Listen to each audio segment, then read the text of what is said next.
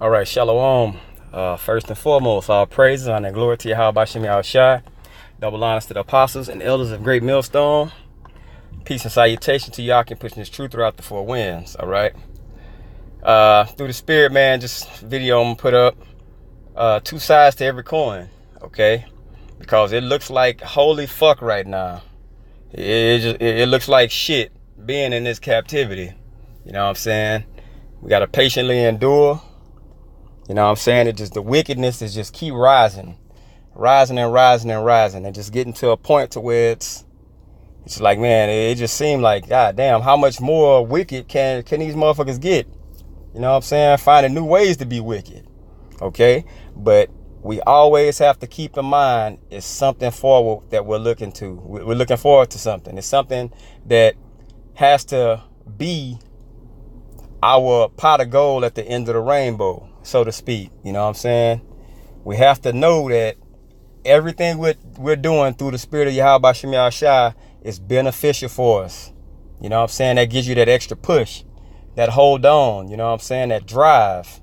You got to know that you're doing this and you're not doing it in vain. Okay? You're doing it for incorruptible crown. Okay? This is Exodus 14:13. He says, and Moses said unto the people, fear ye not, stand still and see the salvation of Yahweh Shem Yahushai. Okay? And that's what we need to do. Stand still. Okay? And just watch Yahweh Shem Yahushai work in favor for us. All right? It says, which he will shew to you today. For the Egyptians whom ye have seen today, ye shall see them again no more forever. It's going to be the same way with Edom. Eventually, it's going to end up the same way with Edom. Okay? So we just have to sit back and play the part and understand that the end of this place is nigh. All right? It's coming. Okay? This is Baruch 4. I'm going to start at 21. It says, be of good cheer, O my children. Cry unto the Lord, and he will deliver you from the power and hand of your enemies. And that's what we're waiting on. Deliverance from the hand of our enemies. Okay? For my hope is in the everlasting. Okay? That he will save you. And joy is come unto me from the Holy One, because of the mercy which shall soon come unto you from the everlasting, our Savior. Okay? Through Yahweh Shai, hopefully this will be us. All right? To be saved from out of this bullshit kingdom we in. It says, for I sent you out with mourning and weeping. And that's what we're doing. We're mourning, we're sighing and crying and weeping. This place is fucking hell, bruh. You know what I'm saying? Just seeing the wickedness. I was just watching a little show and a commercial came on. And it was a HIV commercial, bro. And it got a goddamn transgender at the end. It got two men laying in the fucking bed, bro. This shit just wicked. You know what I'm saying? And people just look at this shit like it's the norm now, bro. You know, like it's just something like, oh, well, that's just what it's going to be. Bro, we can't look at this like this. This shit is off. All right? It says, but the Most High will give you to me again with joy and gladness forever. All right? And that's what's going to happen. Yahweh Shai is going to come and save his elect men. And through him, we're going to rule forever.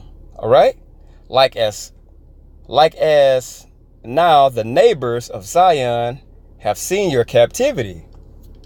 All right?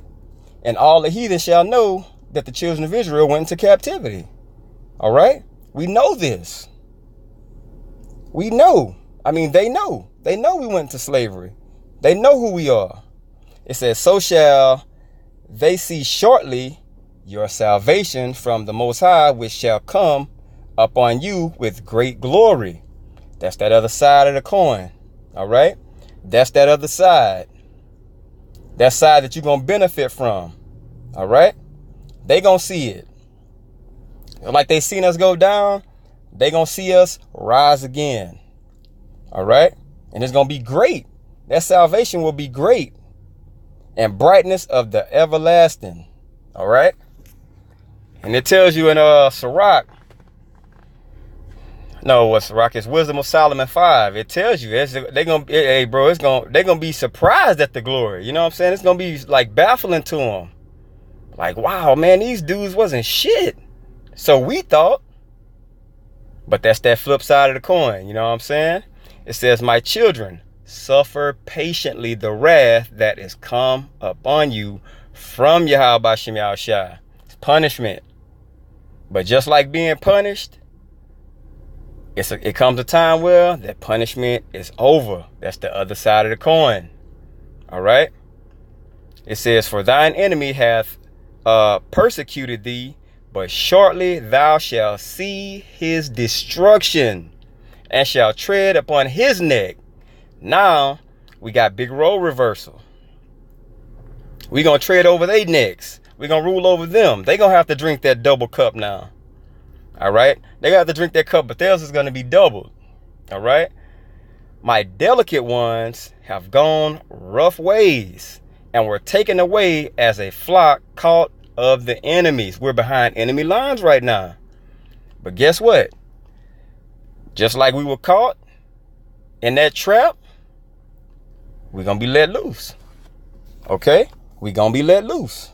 It says, be of good comfort, O my children, and cry unto Yahweh B'Shem Yahushua, for ye shall be remembered of him that brought these things upon you.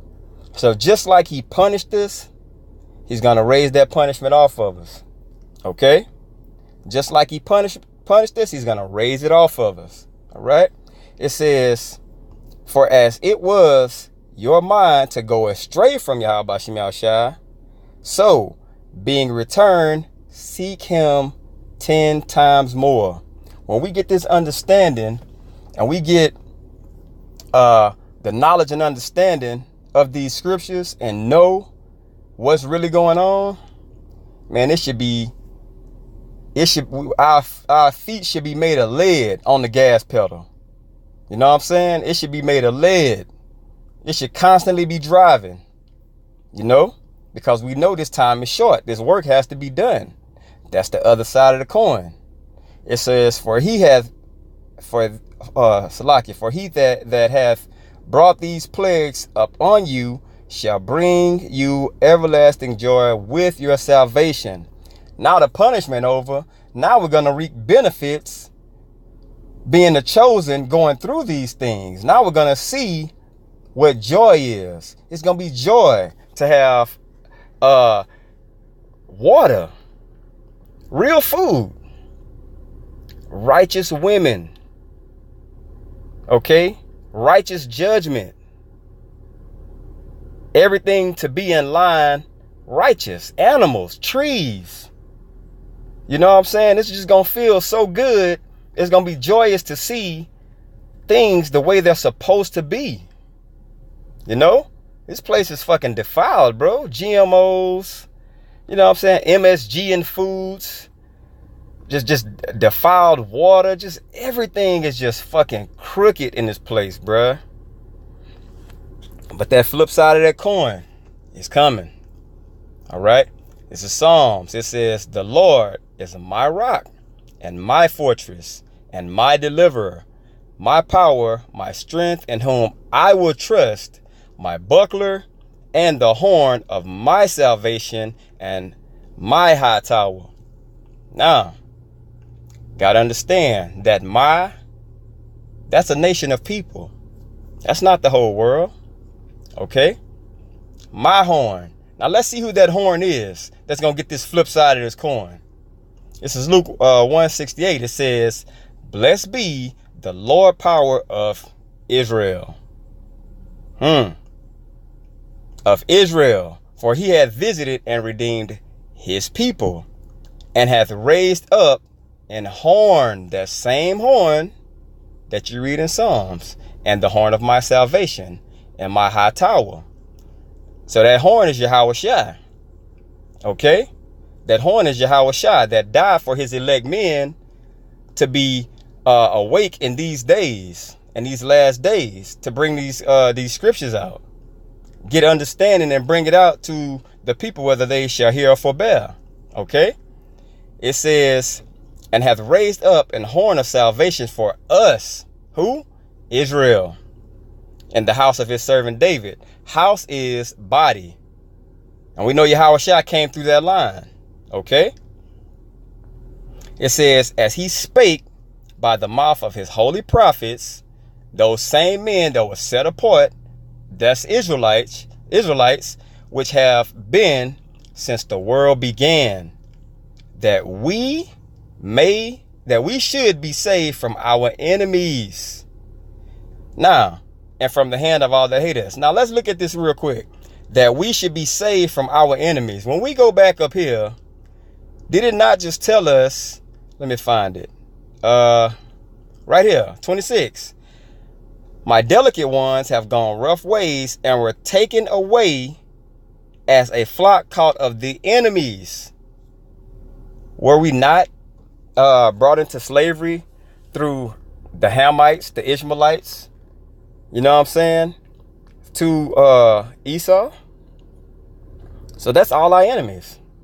All right? But we just remain in the captivity of Edom right now. All right? So the Most High is going to save us from these wicked ass Edomites. All other nations going to pay too, but nobody's going to get it like Edom. You know what I'm saying? They went way overboard with it. All right? It says, let me go to the next one. Isaiah 45:7. But Israel shall be saved in the Lord with an everlasting salvation. Ye shall not be ashamed nor confounded, world without end. And on that flip side of that coin, guess what? We're not going to be ashamed. Our world will never end because it's going to be righteousness, because we are the chosen people of Yahweh B'Shem Yahushua. All right? And this, put a little side note, this is only for us. This is only for us. There's no other nation that's going to get this salvation because it's for his chosen. All right? Jeremiah 3:23, it says, truly in vain is salvation hoped for from the hills. Okay? And from the multitude of mountains. Truly the Lord, our power, is the salvation of Israel. So all these other nations that sits in a high place right now, Edom, you know what I'm saying, Ishmael, all these other nations that sit in high places, because that's what mountains and hills represent. Okay, that's what it represents. It represents people that's in a higher place. We're the lowest of the low right now. Okay, they sit above us. All right, so salvation is in vain. What do they need to be saved from? He said he was going to save us from them. So who do they need to be saved from? Pointless. This is Romans 11:26. It says, and so all Israel shall be saved, as it is written, there shall come out of Zion the deliverer, and shall turn away ungodliness from Jacob. For this is my covenant unto them. That's Israel. Okay? It tells you right here in the beginning. It says, and so all Israel shall be saved. Look, check out 27. For this is my covenant unto them. Who is the them? Israel. Plain and simple. It's just amazing how people get caught up not understanding that no heathen is going to get this. Okay? This is the flip side of the coin. It says, when I shall take away their sins. All right? That's the salvation that Israel is going to receive. All right? This is Psalms 50:16. But unto the wicked, the Most High saith, what hast thou to do? Declare my statutes. Like basically, what do you have to do with my statutes, laws, and commandments? Nothing. What do you have to do with them? What do they have to do with you? or that thou shouldest take my covenant in thy mouth. Now you're going to be saved to the heathens. Okay? How can you make yourself a part of a covenant that has nothing to do with you, is what it's asking. Now, how you going to take up on my chosen people and say that you're a part of them? Romans 1-5. Now, let's see who those covenants were to.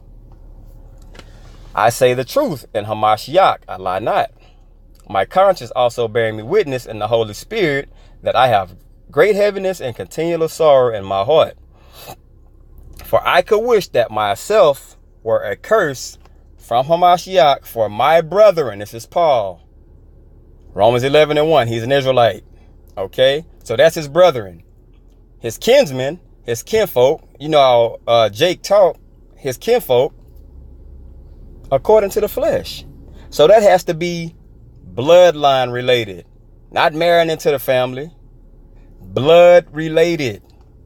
Okay, and it tells you right here who are Israelites. Now let's see what pertains to these Israelites. All right, let's see what people that these things were given to. Okay, to whom pertaineth the adoption. So Yahushua dying on the cross, adopting those Gentile mind state Israelites back into the fold. And the glory and the covenants with an S, old and new, was only to Israel. This is the flip side of the coin. And the giving of the law, it was given to Israel. And the service of the Most High. And the promises. Those promises were only given to us, that we would have a land, that we would rule forever. Okay? Whose are the fathers, and of whom concerning the flesh Hamashiach came. It just told you, bro. Like, how can you not understand this? It's clear as day.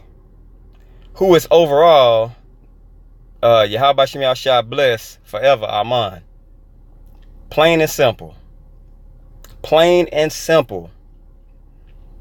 This is Galatians. Now, let's check out this covenant. Let's see if it can be changed. This is Galatians 3. It says, brethren. Oh shit, here go Paul again with that brethren word. Now we know his brethren is who? Israelites. Kinfolk. Okay? He just let you know that. All right? It says, I speak after the manner of men, though it be but a man's covenant, yet if it be confirmed, no man disannulleth or addeth thereto. How simple is that? You cannot add or take away to what the covenant was. The covenant was given to Israel. Okay?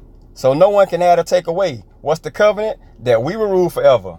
Our sins will be taken away. We will come from out of captivity and rule forever.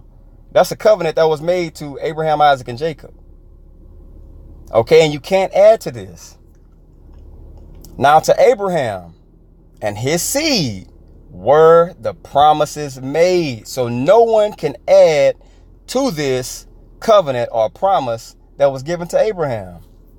All right? He said not, and two seeds as of many, but as of one. Okay? And to thy seed, which is Hamashiach. So it's not for everyone. It's for a chosen line. Okay, we're going to see what that line is once again. It says, and this I say, that the covenant that was confirmed before of the Most High in Hamashiach, the law, who was the law given to? Israel, which was 430 years after, cannot disannul.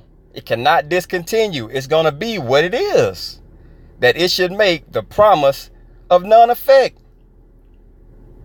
So while people adding into the covenant, it's basically saying it would be pointless to have made it if somebody else could come into it. They didn't go through captivity in Egypt like Israel did for 430 years. If that covenant was made to them through the hands of Moses, and it was made, how can someone else add themselves to this covenant? It would be pointless to make it to them and then add everyone else to them when they were the only ones that went through slavery. Pointless. Okay? Romans 9:7. Neither because they are the seed of Abraham are they all children. And you go right here to 2nd Ezra 6:54. All right? It says, but in Isaac shall thy seed be called. Abraham, Isaac, Jacob. Jacob's name was changed to Israel. All right? That is, they which are the children of the flesh, these are not the children of the Most High. But the children of the promise are counted for the seed. Now we just went right back up here and it said, verse 16, now to Abraham and his seed were the promises made. Abraham had Isaac. Isaac had Jacob. But guess what? Abraham had Ishmael also. So why doesn't it say nothing about Ishmael in here? It said seed, not seeds. And then he had more children. All right? But it's only for that called or chosen line. All right? Simple. Okay? It says, this is Isaiah 14:27. For the Lord of hosts hath proposed, and who shall disannulleth it? Okay? So he had a purpose in what he did. And who gonna change it? He made a covenant to Israel. Who gonna change it? Okay? Who is going to change it? And his hand is stretched out, and who shall turn it back? His hand is stretched out to who? Israel. It tells you, I stretch out my hand all day to a rebellious people. Israel. Plain and simple. All right? You just don't get the scriptures if you don't understand how simple these things are. All right? I'm going to give all praise, honor, and glory to Yahweh Shem Yahushai. Double honors to the apostle, and that was a great millstone. Peace and salutation and love to you, Akim, pushing this truth throughout the four winds. Shalom.